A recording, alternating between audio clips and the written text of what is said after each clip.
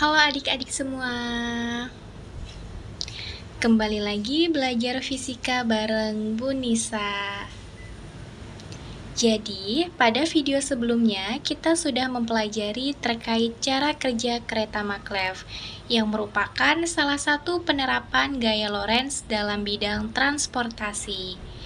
Gimana nih, makin penasaran kan sama gaya Lorentz? Yuk kita mulai pembelajarannya. Jadi adik-adik, gaya Lorentz adalah gaya yang timbul akibat adanya arus listrik dalam suatu medan magnet. Gaya Lorentz ini ditemukan oleh seorang ilmuwan jenius bernama Hendrik Anton Lorentz, di mana beliau meneliti ketika kita mempunyai benda konduktor yang berada di dalam medan magnet, kemudian dialiri arus listrik, maka akan timbul suatu gaya yang mampu menggerakkan benda tersebut. Nah, gaya itulah yang disebut dengan gaya Lorentz. Arah gaya Lorentz dapat ditentukan menggunakan kaidah tangan kanan, di mana ibu jari menyatakan arah arus listrik, jari telunjuk menunjukkan arah medan magnet, dan jari tengah menunjukkan arah gaya Lorentz. Adapun aturan tangan kanan lainnya, ibu jari menyatakan arah arus listrik, 4 jari lainnya menunjukkan arah medan magnet, dan telapak tangan menunjukkan arah gaya Lorentz.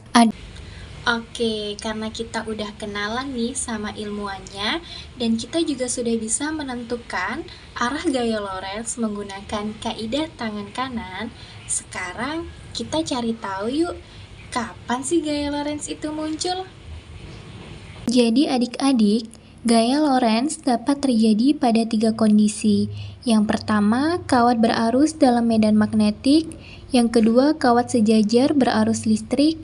Yang ketiga, muatan listrik dalam medan magnetik.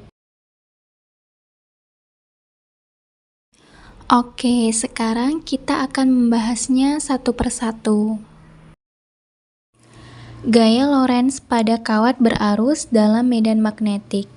Jika kawat penghantar berarus berada dalam medan magnetik, arah arus dan arah medan magnetik membentuk sudut theta, maka akan dihasilkan gaya Lorentz yang dirumuskan dengan persamaan F sama dengan B dikali I dikali L dikali sin theta, di mana F adalah gaya Lorentz, B adalah medan magnet, I adalah kuat arus listrik, L panjang kawat penghantar, dan theta adalah sudut antara B dengan I. Ingat ya adik-adik, jika B sejajar dengan I, maka gaya Lorentz bernilai 0. Selanjutnya yaitu kawat sejajar berarus listrik. Jika ada 2 buah kawat yang memiliki panjang L, kemudian dialiri arus listrik sebesar I, dan kedua kawat tersebut diletakkan pada medan magnetik B, maka akan terjadi gaya Lorentz. Jika arah arus searah, terjadi gaya tarik-menarik yang sama besarnya, sehingga bentuk kawat menjadi cekung. Namun, jika arah arus berlawanan, terjadi gaya tolak-menolak yang sama besarnya, sehingga bentuk kawat menjadi cembung.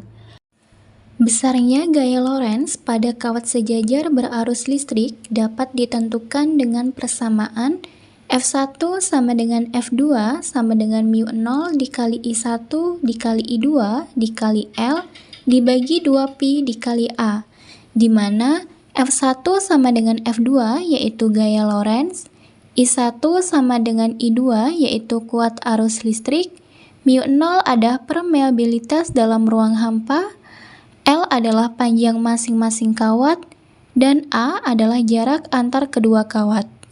Selanjutnya yaitu muatan listrik dalam medan magnet.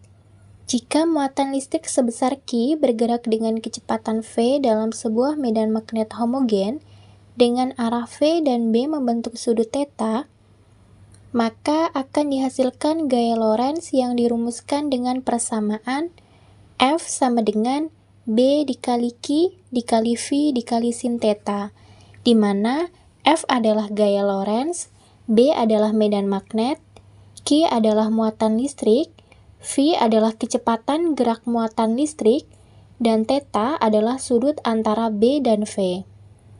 Jika muatan Q adalah muatan positif, maka arah V akan sejajar dengan I. Sedangkan jika muatan Q adalah muatan negatif, maka arah V akan berlawanan dengan I. Namun, jika arah medan magnet tegak lurus dengan arah kecepatan V, nilai θ sama dengan 90 derajat, menyebabkan lintasan berbentuk lingkaran sehingga muatan mengalami gaya sentripetal, yang besarnya sama dengan gaya Lorentz. F sama dengan Fs. BQV sin 90 derajat sama dengan mv kuadrat per r, sehingga besar dari jari-jari lintasan dapat ditentukan dengan persamaan R sama dengan M dikali V dibagi B dikali Q. Oke, gimana nih sampai di sini adik-adik sudah paham kan terkait materi gaya Lorentz? Jadi, gaya Lorentz ini selain menarik untuk kita pelajari, ternyata pemanfaatannya juga sangat banyak dalam kehidupan sehari-hari.